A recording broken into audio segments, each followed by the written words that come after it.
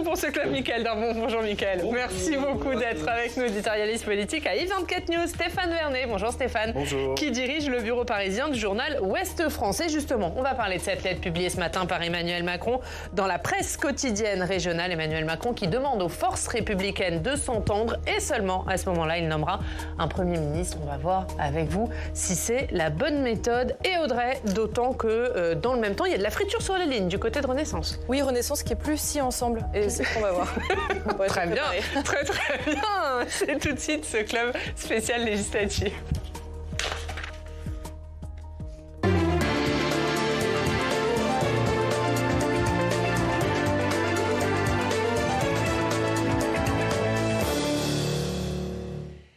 Et pour commencer ce club spécial législatif, c'est l'heure de notre reportage en région à votre rencontre, puisqu'on a voulu savoir quel était votre sentiment après ces législatives qui ont vu une Assemblée nationale divisée en 4 grands blocs et ce front républicain qui a opéré. Et Audrey, c'est vous qui vous êtes rendu dans le Nord avec Jonathan du Priez. Oui, à Valenciennes, où le front républicain a très bien fonctionné. Valérie Létard, qu'on connaît bien ici, ancienne sénatrice centriste, était très en retard au premier tour par rapport à la candidate du Rassemblement national, Valérie Létard, qui a finalement été élue avec une très large partie des voix de la gauche. Mais vous allez voir dans ce reportage qu'on a réalisé avec Jonathan du Priez que certains électeurs sont très amers. Regardez. Elle ne voulait pas rempiler. La voici députée. Valérie Létard, candidate UDI, a battu le RN dans la 21e circonscription du Nord avec 51,5% des suffrages. Une victoire loin d'être jouée d'avance pour cette ancienne vice-présidente du Sénat. Au soir du premier tour, la centriste était 7000 voix derrière le Rassemblement national. Le désistement du candidat Nouveau Front Populaire lui a permis de passer in extremis. Il y a eu un vrai travail de report de voix de la gauche. Il y a eu une vraie mobilisation aussi de tous les élus du territoire derrière ma candidature. Quand je dis tous les élus, 19 maires sur 20, avec leurs équipes municipales, ont mouillé le maillot. Parmi eux, Sandrine Gombert. La maire socialiste de Petite-Forêt fait partie de ces élus mobilisés pour faire barrage au RN, jusqu'à s'afficher sur la profession de foi de Valérie Létard. Il y a peu de choses près les soutiens au premier tour, et puis donc pour le second tour, on nous a rajouté donc moi maire de Petite-Forêt socialiste et Xavier Joannin maire d'Onain communiste. Cette mobilisation sur le terrain et sur les réseaux sociaux a permis à Valérie Létard, déjà identifiée sur le territoire, de bénéficier d'un report de voix exceptionnel à gauche. Donc pour Valérie Létard, elle est passée de 441 voix à 963 voix, donc ce qui fait 552 voix supplémentaires qui correspondent à peu de choses près au score de Pierrick Colpin, candidat du Nouveau Front Populaire, où il y avait 571 voix. Donc le report s'est fait quasi intégralement sur elle, donc il y a eu bien un petit peu plus de votes blancs, mais finalement beaucoup moins que ce que je craignais. Le Front républicain a donc particulièrement fonctionné pour barrer la route au RN. Mais dans certaines communes de la circonscription, comme ici à Saint-Saulve, les électeurs RN n'avalent toujours pas la défaite. De toute façon, je vous dis, à notre niveau, on peut juste se taire et puis se mettre en colère. Car dans le bassin minier, la candidate RN Laurence Barra a échoué de peu, à 48% au second tour. Alors sur le marché, persiste le sentiment que le barrage républicain leur a confisqué l'élection. Faudrait que le RN y passe un bon coup. Comme ça, au moins, on verra ce qu'ils ont dans le pot. On aurait vu leur capacité de faire ce qu'ils disent et puis de les mettre au pouvoir ou de les enlever. Un sentiment dans lequel s'engouffre le sénateur RN Joshua Auchard, omniprésent pour tenter de faire élire Laurence Barra. Ce qui fait qu'on n'a pas réussi à passer notre député Laurence Barra ici sur cette 21e circonscription. C'est typiquement ce barrage, ce système qui a tout mis en œuvre pour qu'on puisse éviter d'avoir un député. Ce qu'on peut en dire, c'est que ça a bien tremblé, parce qu'au premier tour, on était quand même 14 points devant la candidate du système. Au-delà du barrage républicain, de nombreux électeurs s'inquiètent de l'avenir politique du pays. Je pense que c'est ingouvernable. La France est ingouvernable. En attendant que la situation se clarifie sur le plan national, le Valenciennois, lui, restera centriste, comme depuis 1993. Alors, il y a beaucoup de choses dans ce reportage, Audrey. On va peut-être commencer par la fin et les électeurs, puisqu'on a eu envie de les entendre et vous êtes allés à leur rencontre. D'abord, ce qu'ils disent sur la fin, ingouvernable. Est-ce qu'aujourd'hui, il y a de l'inquiétude chez les Français, Stéphane Vernet ? Ça fait partie des scénarios. Effectivement, on peut aller vers une situation de blocage si personne n'arrive à s'entendre. Et pour l'instant, c'est très confus. On a l'impression que c'est hors de portée. Après, les choses peuvent se décanter. Ce qui me paraît possible, c'est que les députés qui ont été élus dimanche dernier arrivent à créer des coalitions qui fonctionnent ou arrivent à se réunir sur un certain nombre de projets. Mais pour ça, il faut du temps. Il faut du temps et il faudra sans doute en passer par une démonstration par l'absurde. C'est-à-dire qu'en fait, aujourd'hui, on voit que chacun campe sur ses positions. À un moment, il faudrait peut-être que le premier mouvement, ce serait que le président de la République accepte de nommer à Matignon le Premier ministre ou la Première ministre, avec le gouvernement qui va avec, qui sera défini par le nouveau Front populaire. Et donc ce gouvernement fait son entrée à Matignon, et puis les travaux démarrent à l'Assemblée, et au bout de 24 heures ou 48 heures, le gouvernement est censuré et il tombe. Et là, c'est ça que j'appelle la démonstration par l'absurde. On va revenir là-dessus, évidemment. Mais juste sur le ressenti des Français, puisqu'on a entendu certains électeurs, et Audrey va nous en parler, Emmanuel Macron, avec cette dissolution, il voulait une clarification. Aujourd'hui, on a l'impression que dans le pays, il y a de l'inquiétude, voire du ressentiment, notamment chez les électeurs du Rassemblement national. Oui, on a quand même le sentiment qu'au fond, maintenant, le président, un peu, c'est la boussole qui indique le sud. C'est-à-dire qu'en fait, que dès qu'il prend une décision, on sait que c'est l'effet inverse qui va arriver par rapport à l'intention déclarée. Donc la clarification amène le chaos. Chaque fois qu'il prend la parole, en fait, en réalité, il est rejeté. Donc on est effectivement dans une grande période d'incertitude. Les Français le disent à travers les études d'opinion qui se multiplient depuis quelques jours. Paradoxalement, ils ont voté pour accepter et ce barrage républicain contre le RN, mais ils ne sont pas contents de la composition de l'Assemblée nationale qui en ressort. Donc ça aussi, c'est quand même assez étonnant. Donc on est quand même dans un grand chaos. On est dans un grand sentiment d'instabilité et d'inquiétude qui d'ailleurs crée une forme de défiance également. On entend partout des gens au fond qui repoussent des projets, savent plus où ils en sont, et même les grands équilibres économiques peuvent aussi en souffrir. Donc d'abord, effectivement, il faudrait qu'il y ait un Premier ministre qui soit désigné selon une forme de coutume républicaine au sein du groupe parlementaire ou de la force qui est arrivée en tête. Et là aussi, il y a des nuances. Mais il faudrait d'abord, pour cela, que le président reconnaisse que, comme il le dit, personne n'a gagné les élections, à commencer par lui. Et de ce point de vue-là, tant qu'on est dans le déni présidentiel, qui se décline de différentes manières, eh bien, ce sera toujours bloqué. Ouais. Audrey, qu'est-ce que vous avez ressenti chez les Français que vous avez rencontrés sur le terrain ces derniers jours? Alors, dans le Nord, vous étiez dans le Nord.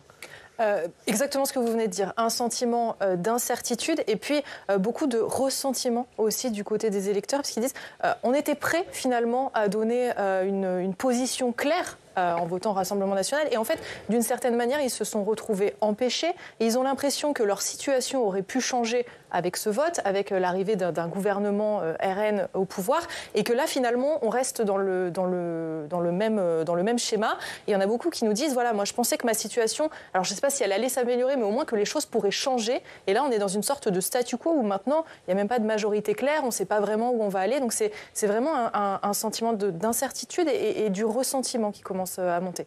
Ouais, on l'a vu dans le reportage Le Front républicain qui a très bien marché, notamment pour Valérie Létard. Mais est-ce que du coup, ça peut revenir en boomerang, ce Front républicain ? En fait, c'est très simple. C'est-à-dire que ce qui est vrai, c'est que personne n'a gagné ces élections. Au sens où il n'y a pas de majorité absolue qui se dégage à l'Assemblée et donc on est dans la situation potentielle de blocage, cette France ingouvernable dont on parle depuis le début de la séquence. Mais en même temps, le Front républicain, il a très bien marché, le taux de participation a été excellent, et personne n'a décidé du vote des Françaises et des Français à leur place. Donc cette idée qui consisterait à dire que la victoire a été volée, moi je pense qu'elle correspond à rien. En fait, c'est la démocratie qui a gagné dimanche dernier. Et le problème, c'est que le Front républicain à marcher au-delà de toutes les espérances, parce que c'était un truc qui s'est filoché au fil des élections et des années. Là, il y a un sursaut autour de cette histoire de front républicain. La suite, elle est très claire. S'il y a pas de majorité qui se dégage, s'il n'y a pas d'entente, s'il n'y a pas de coalition, s'il n'y a pas de création d'un gouvernement qui soit efficace et qui réponde aux problèmes essentiels qui ont été posés au cours de cette campagne et qui sont exprimés à travers une série de votes, s'il n'y a pas de choses, si rien ne se passe en clair, le Front républicain, il ne marchera pas 2 fois. Et la prochaine fois, c'est-à-dire 2027, enfin dès 2026 pour les municipales, 2027 pour la présidentielle, vous aurez, à mon avis, des résultats beaucoup plus clairs qui sortiront des urnes, ce qui donne une énorme responsabilité aux gens qui ont été élus par le truchement de ce Front républicain. Parce que vous avez quand même, si vous avez un tiers des électeurs et des électrices qui sont pro-Rassemblement national, on peut considérer que vous avez 2 tiers des Français et des Françaises qui ne veulent pas, non pas du Rassemblement national, mais qui ne veulent pas du Rassemblement national au pouvoir. Et si les députés qui ont été élus grâce au Front républicain n'arrivent pas à s'entendre pour arriver à quelque chose qui fonctionne, mais je pense que la prochaine fois, en fait, ils seront balayés, tout simplement. Donc, Et oui, et puis il faut quand même, je pense, au-delà d'une lettre adressée effectivement à la précieuse presse régionale, mais au-delà de cela, je pense qu'il serait important quand même que le président explicite un petit peu mieux, si c'est possible, ces agissements. Parce qu'au fond, pendant la semaine entre 2 tours, il revitalise au fond la gauche en disant il faut absolument que la gauche existe pour faire barrage contre le RN. Et voilà qu'à peine a-t-elle gagné, ou en tout cas le bloc de gauche étant celui qui arrive en tête, eh bien on considère qu'il doit être maintenant sorti de la vie politique et il faut absolument retrouver une coalition avec le bloc central qui a perdu, puisqu'on est en fait en minorité présidentielle. Mais il faut juste reconnaître que c'est la majorité présidentielle qui a perdu. Donc de ce point de vue-là, on est déjà dans des processus premiers qui n'existent pas, avec en plus la pression maintenant un peu baroque d'un gouvernement démissionnaire, pas démissionnaire, et donc des ministres qui veulent absolument aller à l'Assemblée mais qui sont empêchés de pouvoir participer au scrutin de l'Assemblée. Enfin, c'est un chaos absolu. Donc de ce point de vue-là, oui, il faut quand même clarifier les choses les unes après les autres, et il y a assez peu de temps, parce qu'effectivement, pendant ce temps-là, le ressentiment avance, la majorité se disloque, effectivement, Renaissance étant plutôt en déliquescence. Donc bon, voilà, donc il va falloir quand même que des choses se décantent. Et c'est vrai que nous, en tant qu'observateurs politiques, on se concentre sur la composition de ce futur gouvernement, d'une éventuelle majorité. Mais quand on était vraiment sur place, on a discuté avec beaucoup d'électeurs qui ont voté RN, pour certains, pour la première fois. Et en fait, je parlais de ressentiment. Il y en a qui ont vraiment, qui ne digèrent pas, en fait. Ils ont l'impression d'avoir voté, d'avoir voulu donner leur opinion. Et en fait, il y a ce front républicain. Alors, on peut le comprendre, évidemment. Mais pour eux, ils ont l'impression qu'en fait, les choses se sont liées contre eux et pour en fait contredire leur vote. Donc vraiment, il y a une très grosse colère. Et j'ai l'impression que si finalement les forces politiques ne s'en emparent pas pour essayer de changer les choses dans les 2 ans et demi, voilà, il y a quelque chose de sous-jacent qui peut finir par exploser en 2027. Ouais, et dans sa lettre, Emmanuel Macron, il dit avoir entendu le message des Français, avoir compris le message des Français. Est-ce qu'il a vraiment bien compris? Est-ce que ce qu'il dit dans sa lettre, ça correspond à ce qu'ont exprimé les Français dimanche? Mais en fait, ce qu'il dit dans sa lettre, ça correspond. La lettre a été très mal reçue, elle est très critiquée, mais en fait, ce qu'il dit dans sa lettre, j'ai envie de dire qu'il enfonce des portes ouvertes. Oui, personne n'a gagné cette élection, mais en fait, tout le monde se met à hurler en disant voilà, etc. Il est dans le déni et compagnie, mais en réalité, il a raison. Le problème, c'est qu'on est dans une situation tout à fait inédite par rapport à la Ve République, au fonctionnement de nos institutions. En fait, on est dans un système électoral, si vous voulez, où il y a une prime au vainqueur dans les scrutins à 2 tours, où quand vous gagnez l'élection, en fait, vous êtes notamment pour les municipales, par exemple, des élections locales, il suffit d'avoir la moitié des voix plus une, et vous avez une prime majoritaire qui fait que vous allez vous retrouver avec un conseil municipal. Vous aurez bien plus que 50% des conseillers municipaux qui composent votre conseil municipal. Donc, en fait, on a l'habitude que quand quelqu'un gagne au second tour, il rafle tout. Vous voyez ce que je veux dire? Enfin, je sais pas si je suis très clair, mais et là, c'est pas du tout ce qui se passe. Je comprends que ça plonge plein de gens dans la consternation. Parce que notamment depuis le quinquennat, à chaque fois que vous aviez des législatives organisées dans la foulée de la présidentielle, il y avait une majorité écrasante qui se dégageait. Les choses changent, elles changent depuis 2022, puisque 2022, c'est pas ce qui s'est passé, il y a eu une majorité relative, mais là, avec cette dissolution, on arrive à des majorités, il n'y a même pas de majorité relative qui se dégage. Oui. Donc effectivement, on peut dire, ah bah oui, le nouveau Front populaire est en tête, mais il leur manque quand même une centaine de députés, quasiment, pour pouvoir prétendre à avoir la majorité absolue qui leur permettrait de gouverner confortablement. Mais... Oui, Mickaël, est-ce que les Français, dimanche, ils ont dit, comme le dit Emmanuel Macron dans sa lettre, ils demandent aux forces républicaines de s'entendre et de former une grande majorité? Oui, mais est-ce que c'est ça? Ce n'est pas aussi grave, ça prêterait à sourire. Il a eu quand même quelques années, le président de la République, pour changer ce mode de fonctionnement et faire en sorte de faire installer cette fameuse coalition qui était censée être au cœur de la révolution macroniste. Souvenez-vous, en 2017, quand il disait « je changerai les usages et les visages ». Que nenni. Donc en réalité, on est dans une situation où en fait, les Français on le font passer au fond virtuellement la Ve République, enfin change le mode de scrutin parce qu'on se comporte comme si on était dans une proportionnelle. D'ailleurs, regardez, c'est intéressant, le vocabulaire qui s'est installé tout seul et qui ne correspond absolument pas à la situation, c'est le mot coalition. On ne peut pas être en coalition puisqu'on n'est pas en proportionnel. Quand effectivement on est en proportionnel, il est admis à la base que personne n'a gagné. Et que donc, à partir de là, puisque personne n'a gagné, regardez nos voisins, en particulier les Allemands, qui mettent 5 mois à former un gouvernement. Et Belges, à partir de là, 2 ans. Alors, pour le coup, on va voir si on peut battre un record. Mais de ce point de vue-là, quand on est en proportionnel, le premier principe, c'est personne n'a gagné. Et donc, pour pouvoir gouverner, on se met d'accord et à ce moment-là, on deal, on essaye de se mettre d'accord sur des programmes, mais avec des accords d'appareil, assumés. Affirmés, sont les chefs de parti qui se réunissent et qui font des compromis, c'est-à-dire qui prennent parfois des points avec lesquels ils ne sont pas d'accord et les acceptent et vice-versa, ce qui n'existe absolument pas en France. Donc de ce point de vue-là, on est amené à faire en 10 jours une révolution culturelle qu'en 30 ans on n'a pas réussi à faire et qu'encore moins en 7 ans de gouvernement et de présidence macroniste, on n'a pas réussi à faire alors que c'était la promesse, la fameuse... le fameux serpent de mer de la proportionnelle. Le président de la République, il a beau jeu de dire « entendez-vous, faites une coalition », mais que ne l'a-t-il fait ?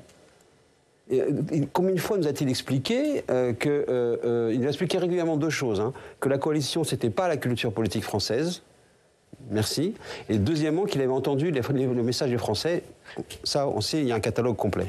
Stéphane. Non, mais c'est tout à fait ça, c'est complètement vrai. Et l'autre problème, c'est que dans cette logique de coalition, c'est effectivement au parti de s'entendre. Ça se passe au Parlement. Ça ne doit pas se passer ni à l'Élysée, ni à Matignon. Ça doit se passer à l'Assemblée nationale. Et c'est entre les représentants des différentes formations, c'est à eux de discuter ensemble, de trouver les compromis, de se mettre d'accord. Et le président de la République, j'ai envie de dire, n'a pas à intervenir. Avec sa lettre, il met un certain nombre de choses sur la table qui correspondent à des réalités, que ça plaise ou non. Mais j'ai envie de dire, il aurait mieux fait de ne pas faire de lettre du tout et de continuer à garder le silence et de les laisser travailler. Il leur dit, entendez-vous, mais c'est bien, c'est toute la problématique, c'est tout l'enjeu et c'est ce qu'ils sont en train d'essayer de faire. Là, ce qu'il dit, et plus il va intervenir, plus il va... c'est qu'il nommera pas un Premier ministre du nouveau Front populaire, quand bien même le nouveau Front populaire réussit à s'accorder sur un nom. Oui, ce qui va être certainement l'objet de tension. Et en fait, quand il dit entendez-vous, il dit surtout entendez-moi. Parce que c'est quand même une volonté aussi mécanique, aussi épistolaire pour quand même rester au centre du jeu, parce qu'il a aussi un problème à admettre qu'il n'est plus vraiment au centre de l'affaire. Et on est, au fond, au carrefour de difficultés à reconnaître les choses, avec en même temps des situations politiques totalement inédites et des décisions qu'il va falloir prendre, parce que tout simplement, on n'arrive pas à imaginer comment, dans quelques jours, le monde entier, comme on dit, vient avec les Jeux Olympiques, mais quelle armature politique va accueillir cet événement, va pouvoir le gérer alors qu'on est dans une période de tension et d'incertitude. Là, on a l'impression que c'est bien parti pour que Gabriel Attal reste encore quelques jours. C'est surtout mal parti pour qu'il reste longtemps, parce qu'en fait, il ne veut pas. parce que le 18 juillet, il voudrait participer au scrutin interne à l'Assemblée. Il voudrait être, tel qu'on le comprend, tenter d'être au moins d'être président du groupe Renaissance, ou ce qu'il en restera, ou ce qui s'en formera. Sauf que tant qu'il est obligé de rester au gouvernement, il ne peut pas. Donc très certainement va-t-il se passer quelque chose dans les prochains jours. On entend beaucoup de ministres qui disent on veut partir. Et Jean-Noël Barrot, qui était avec nous il y a quelques minutes, ministre délégué chargé de l'Europe, qui nous a dit « Moi, je veux siéger le 18 juillet voilà. ». Donc, effectivement, qui demande la démission du gouvernement. Alors, Mickaël en parlait. Rien ne va plus au sein du groupe Renaissance à l'Assemblée. La recherche d'une coalition pour gouverner exacerbe les désaccords au sein du groupe central. Les départs ont déjà commencé. L'un des premiers à claquer la porte, c'est Sacha Houlié, ancien président de la commission des lois, figure de l'aile gauche de la Macronie. Il ne siégera pas chez Renaissance, envisage même de créer son propre groupe, un groupe qui irait de la droite sociale à la gauche socialiste. Une dizaine d'élus se sont déjà montrés favorables, comme l'ancien ministre de l'Agriculture Stéphane Travert, ou encore Stella Dupont, députée du Maine-et-Loire. Écoutez. Pour moi, il manque un chaînon entre le nouveau Front populaire et la majorité présidentielle d'hier et le camp présidentiel d'aujourd'hui. Je pense que ce groupe de centre-gauche peut être un outil de convergence en définitive et un espace de dialogue utile dans le moment. À noter qu'il faut 15 députés pour faire un groupe à l'Assemblée nationale. Autre preuve que le bloc central est en plein doute, à cette heure-ci, seuls 60 députés sur 99 se sont réinscrits comme membres de Renaissance. Les autres attendent un peu avant de se positionner. Ils pourraient partir si un accord est scellé entre le camp présidentiel et les Républicains. C'est l'autre piste poussée cette fois-ci par l'aile droite de la Macronie, notamment par Gérald Darmanin ou encore Aurore Bergé, qui appelle à un Premier ministre issu de LR. C'est aussi l'avis d'Édouard Philippe, qui profite, lui, de la dislocation du groupe Renaissance, puisque son groupe Horizon accueille justement 2 nouvelles recrues, Béatrice Piron et Laetitia Saint-Paul, issues de Renaissance. L'ancienne présidente de l'Assemblée nationale, quant à elle, Yael Braun-Pivet, en appelle à une sorte de synthèse. Écoutez. Tout est à inventer, en fait, à la suite de ces élections législatives. Moi, vous savez, depuis très longtemps, j'appelle à ce que nous marchions ensemble, à ce que nous construisions des pactes de gouvernement. Eh bien, le moment est venu. Donc un rassemblement de ceux qui portent les valeurs de notre République, donc des républicains aux écologistes, socialistes, sans la France insoumise, sans les extrêmes, sans la France insoumise, sans le Rassemblement national. Vous l'aurez compris, Renaissance se disloque façon puzzle sur la manière de faire. Et des voix qui s'élèvent aussi pour critiquer la manière dont se comporte le camp présidentiel. Ce à quoi nous n'avions pas vraiment été habitués par le passé. Roland Lescure, le ministre de l'Industrie, ou encore Ludovic Mendes, député de Moselle, ne comprennent pas pourquoi leur camp s'entête et n'accepte pas la défaite. Il y a un manque d'humilité de notre part, déplore Ludovic Mendes. Nous avons pris une tôle et nous ne sommes pas maîtres de la situation. Quand Roland Lescure affirme, lui, que l'idée d'un Premier ministre macroniste est tout simplement utopique après ces législatives ratées. Merci Audrey. C'est la dislocation du camp présidentiel, Mickaël. Bon, c'est la fin du macronisme et c'est le retour du clivage droite-gauche, en fait. C'est-à-dire cette promesse de dépassement qui était de faire fusionner le meilleur de la droite, le meilleur de la gauche, enfin une espèce de centrisme, extrême centre que voulait incarner Emmanuel Macron. Au fond, dont on doute au fond depuis le début de la sincérité. En réalité, c'est souvent dit que le en même temps était un paravent, c'est-à-dire une manière plutôt de travailler sur la droite pour pouvoir la siphonner, la fracturer et récupérer du carburant électoral. Cette logique a été poussée jusqu'au bout et maintenant revient en boomerang. Et effectivement, on voit bien que la Macronie de gauche veut repartir à gauche parce qu'elle s'est sentie totalement piétinée et marginalisée durant toutes ces années de présidence et que la droite de la Macronie se réorganise avec le centre droit pour pouvoir ensuite préparer l'échéance de 2027. Et est-ce que, d'autant plus que chacun va pousser ses pions au sein du camp présidentiel, François Bayrou qui disait ce matin « Je suis là pour aider de toutes les manières possibles ».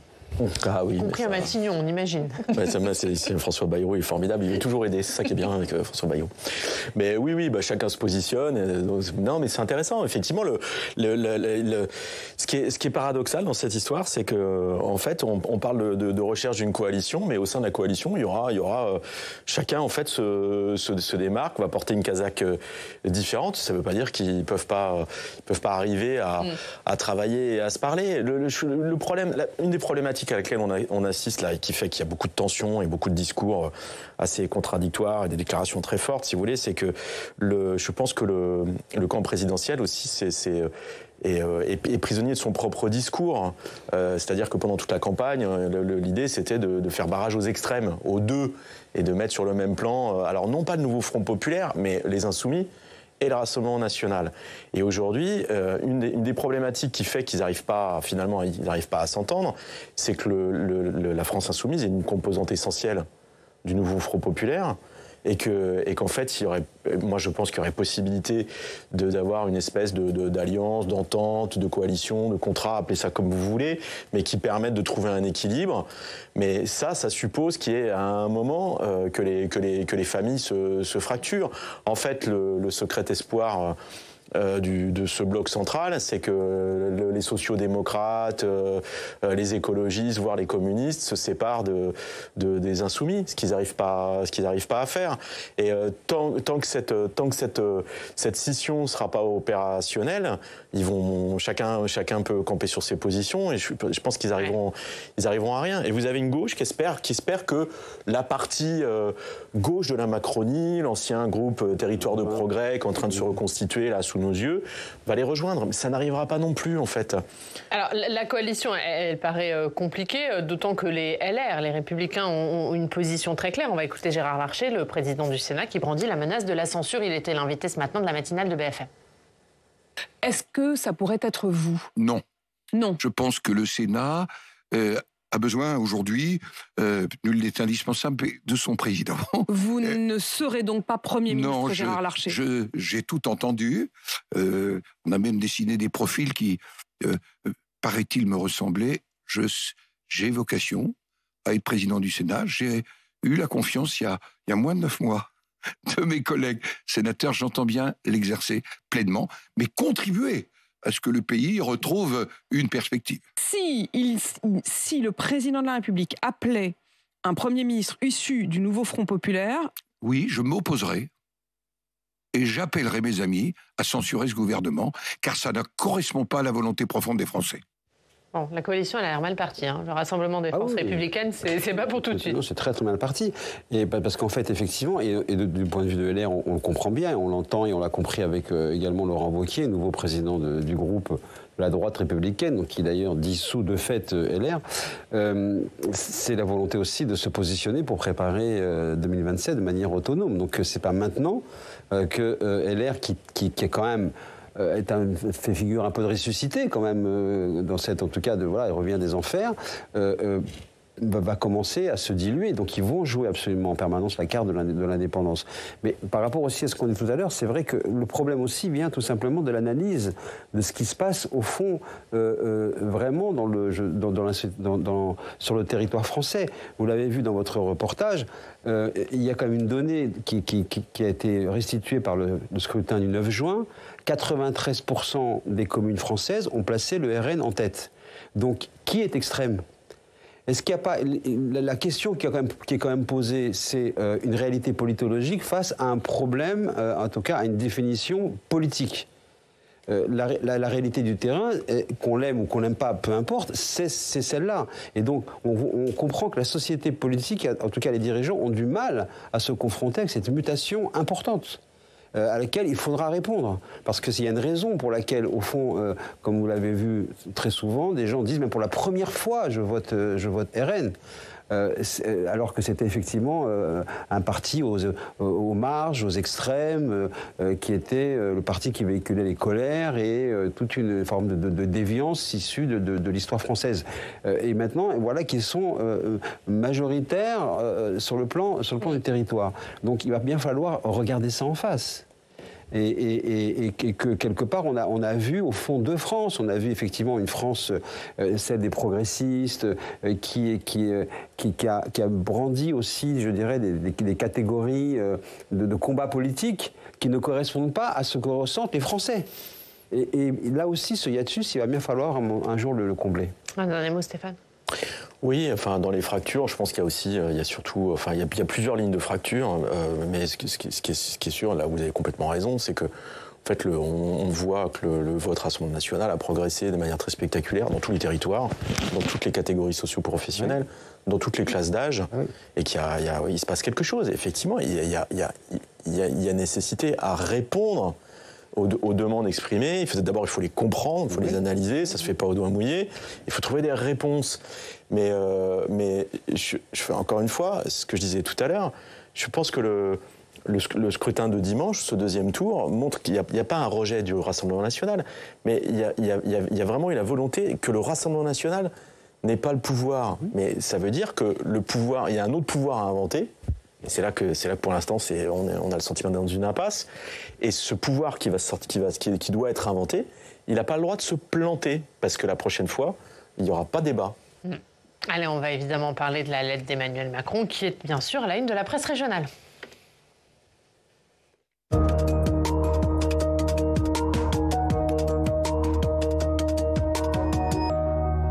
Et Audrey, c'est évidemment la lettre d'Emmanuel Macron aux Français qui fait la une de nos quotidiens régionaux. Oui, car le chef de l'État fait une nouvelle fois le choix de la presse quotidienne régionale pour s'adresser aux Français 3 jours après le second tour des élections législatives. Emmanuel Macron s'est envolé pour Washington, où il participe au sommet de l'OTAN, mais il est sorti de son silence pour appeler, on l'a rappelé, la majorité des forces républicaines à bâtir une majorité.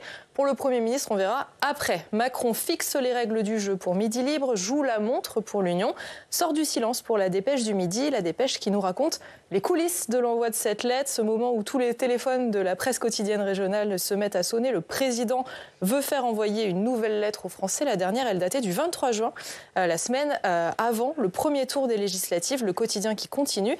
Il fallait que le président sorte du silence avant le sommet de l'OTAN, même s'il était déjà dans l'avion quand le courrier a été envoyé. Votre téléphone a sonné hier, Stéphane? Pas le mien, mais j'étais avec les collègues au moment où plusieurs téléphones se sont mis à sonner. Mais ouais.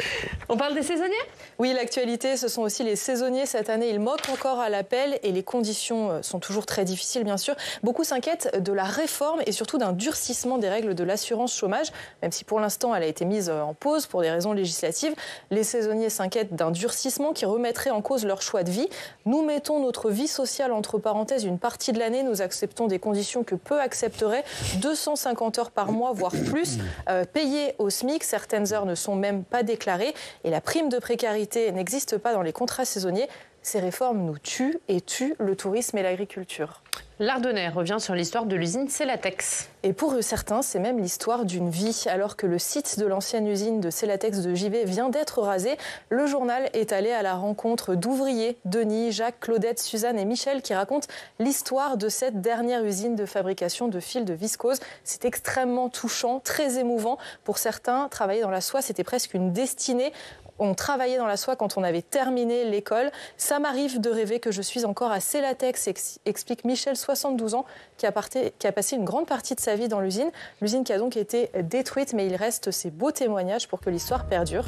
Je termine par le Tour de France qui se poursuit dans le Cantal. On a eu le droit hier à du très beau spectacle, ce que nous rapporte la montagne. Pogacar et Vingegaard se sont livrés à la première grosse bataille lors de cette 11e étape. C'est finalement le Danois qui s'est imposé, mais la revanche devrait se passer dans les Pyrénées. Et on suivra évidemment ça, ce duel. Merci beaucoup Audrey, merci beaucoup Michael Darmon d'avoir été avec nous. À la une de Ouest France, ce sont les Vieilles Charrues. Le festival qui restera... En Bretagne, en Normandie, en Pays de la Loire, on a une autre une, c'est sur l'été qui refuse de démarrer. Ouais, bah ça aussi, c'est un vrai problème. Merci beaucoup. Merci Stéphane. Merci à tous les deux. Merci Audrey. Merci à tous de nous avoir suivis. À 18h, vous avez rendez-vous avec Thomas Hugues pour s'en suivre. On se retrouve demain. Très bonne journée.